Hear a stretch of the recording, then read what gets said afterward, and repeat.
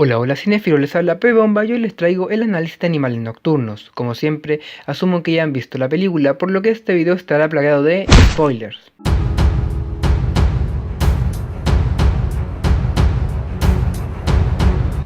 La película Animales Nocturnos es del director Tom Ford, quien también dirigió la película Un hombre soltero. Su filmografía es breve, lo cual se debe a que su trabajo principal no está dentro del cine, sino en el mundo de la moda. Así es, Tom Ford es diseñador de moda. Esto se puede advertir con total claridad en la estética de la cinta, que está excesivamente cuidada. No deja nada al azar, ni el color de la ropa de los protagonistas, ni la iluminación e incluso el amoblado de las locaciones.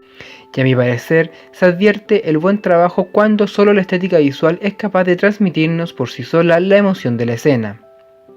En cuanto al reparto, tenemos un excelente elenco conformado por Amy Adams como Susan Morrow, Jake Gyllenhaal como Edward Sheffield, Michael Shannon como Bobby Andes, Armie Hammer como Walker Morrow, entre muchos más. En resumen, el argumento de esta película gira en torno a Susan Morrow, una excelente administradora de una galería de artes que está casada con Walker Morrow, y ambos tienen una hija. Así dicho, todo parece apuntar que la vida de la protagonista es perfecta. Sin embargo, como partí diciendo, la fotografía nos revela mucho más que los hechos. Los colores oscuros y el tono lúgubre nos habla de una vida silenciosamente triste, apagada y sobre todo melancólica. Desde el primer segundo nos queda claro que Susan llora en silencio y que no es del todo feliz. En este contexto le llega un paquete de su ex marido Edward, con quien no había hablado por varios años. Así, Susan descubre que el paquete contenía una novela y quería que ella fuese la primera en leerla. Esto le resulta bastante extraño e incluso menciona que lo llamó un par de veces para hablar y su ex marido simplemente le colgó. Como hecho anecdótico, al abrir el paquete, Susan se hace un corte en el dedo, lo que resulta un vaticinio de lo que dicha novela provocaría en su vida. La protagonista comienza a leer la novela, y la película va saltando entre la historia del libro y los recuerdos de Susan con Edward. Y como asumo que ya vieron la película, miré directo a la conclusión. Esta película nos habla de la venganza, aunque de una manera bastante sutil. Pero ¿de qué se quería vengar Edward? Una escena reveladora es cuando Susan le cuenta a su madre que se iba a casar con Edward. Su madre le dice que este matrimonio no tenía futuro ya que Susan era una mujer decidida y ambiciosa, y de alguna forma dicha personalidad no le permitiría llevar una vida austera con Edward, quien pretendía ser escritor, y tarde o temprano ella querría tener una vida más ostentosa. Además, insiste en que Edward es débil y no tiene lo necesario para ser exitoso. Este será un tema recurrente dentro de la cinta, así que téngalo en cuenta. Y a pesar de todo el optimismo de Susan, con el pasar de los años las predicciones de su madre se cumplen, y la relación se deteriora por las mismas razones que ella le había dicho.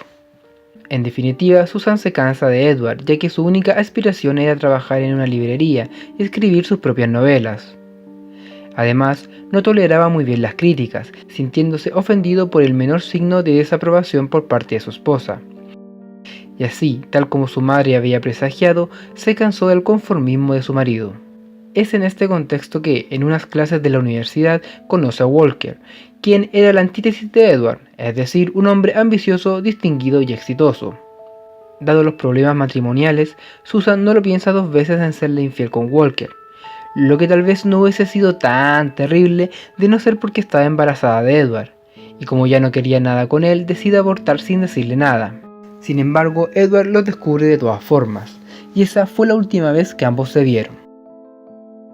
Teniendo claro el daño que le hizo Susan, ¿por qué la novela es una venganza?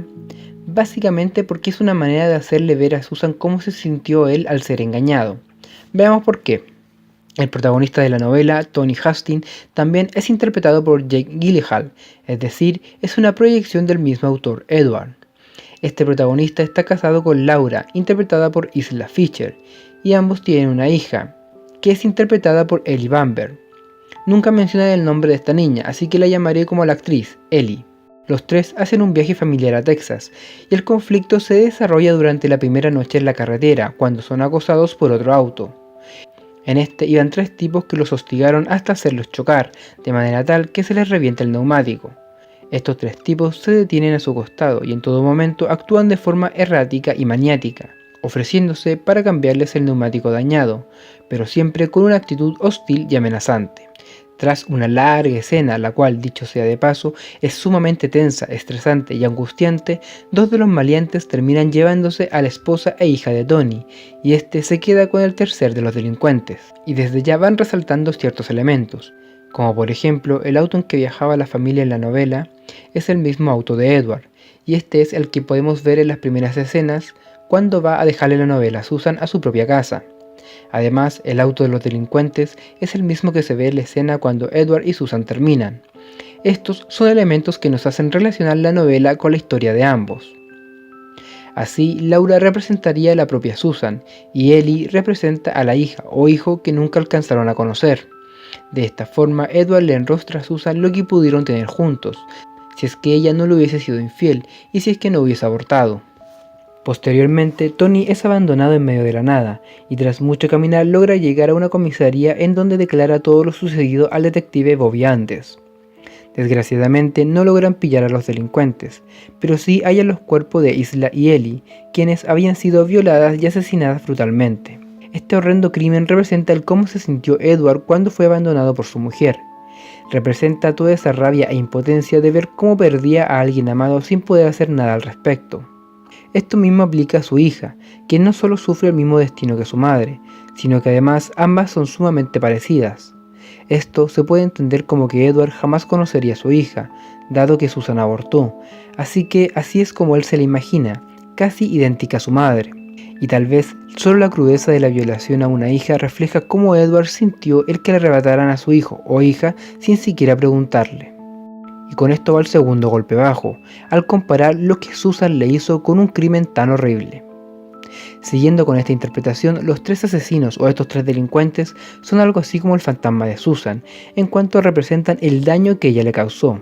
Y conforme va avanzando la investigación, cada uno de estos asesinos va muriendo uno por uno, simbolizando el proceso de Edward superando poco a poco el abandono de Susan. El primero en fallecer es Steve, lo que no se muestra en pantalla. Los dos restantes quedaron libres por falta de pruebas.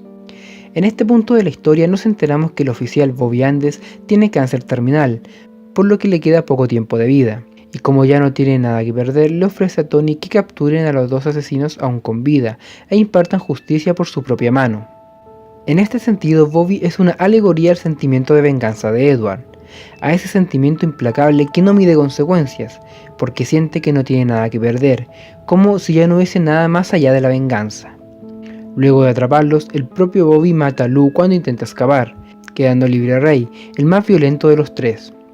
Finalmente, Ray se escondía en la cabaña donde habían violado a la mujer e hija de Tony, y cuando este lo tiene acorralado apuntándolo con una pistola, Ray le dice que sabe que no disparará, porque es débil y cobarde.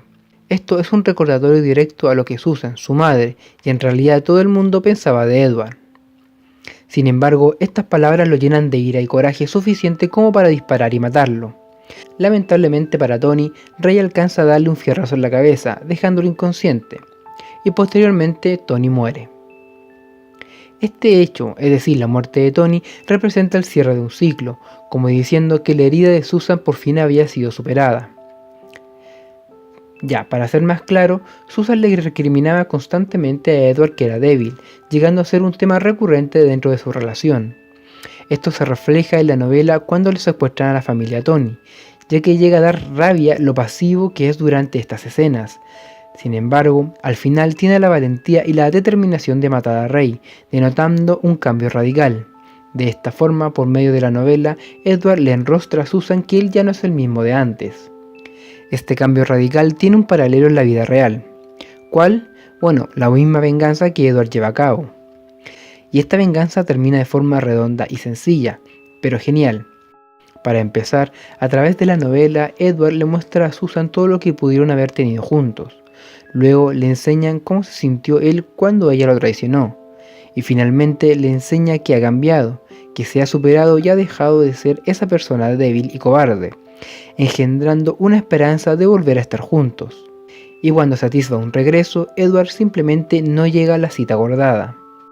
Como si eso fuera poco, recientemente Susan había descubierto que Walker, el hombre con el cual había engañado a Edward y se había casado, le estaba siendo infiel. Y con una hija con una vida independiente, Susan queda más sola y desamparada que nunca, sin nadie en quien confiar o compartir sus sentimientos, pensamientos o simplemente reír un rato. Y es así como tarde, Susan cae en cuenta de todo lo que tuvo con Edward y no supo apreciar. Ahora, la soledad y sufrimiento de Susan no es algo que se revela a última hora. El director nos lo cuenta durante toda la cinta por medio de la estética visual, pálida, fría y carente de contención, lo que es reforzado con las actuaciones de los personajes secundarios, los cuales son apáticos, indolentes y carentes de empatía. Incluso la misma Susan, quien era una amante apasionada por el arte, se muestra insatisfecha a pesar de administrar una exitosa galería de arte, pues nadie entiende sus exposiciones. Y siguiendo con el tema de la estética de la película, cabe resaltar la importancia del color verde.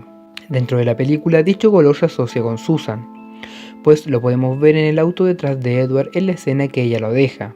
Luego lo vemos en las botas de Ray, quien se relaciona con el daño que Susan le causó. Y en la escena final lo vemos en el vestido de la protagonista. Pero sin duda, el aspecto más destacable de este color es la escena en donde muestra un screamer que me dejó pegado al techo.